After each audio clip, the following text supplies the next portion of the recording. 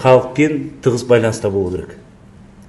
Мемлекеттік емес ұйымдармен тікей байланыс болу керек. Алайда ең бірінші біздің мақсатымыз халыққа көмек көрсету, халыққа қамқорлық көрсету. Түсінікті ме?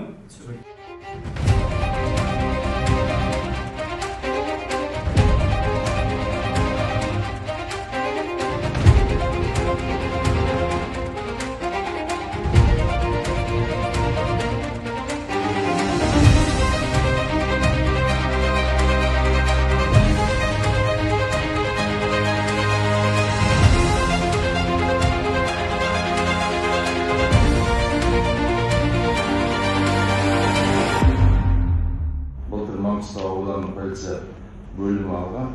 Бұл жолы сіздің келуіңізге орай Қарағанды ауданы полиция бөліміне түсіп отыр.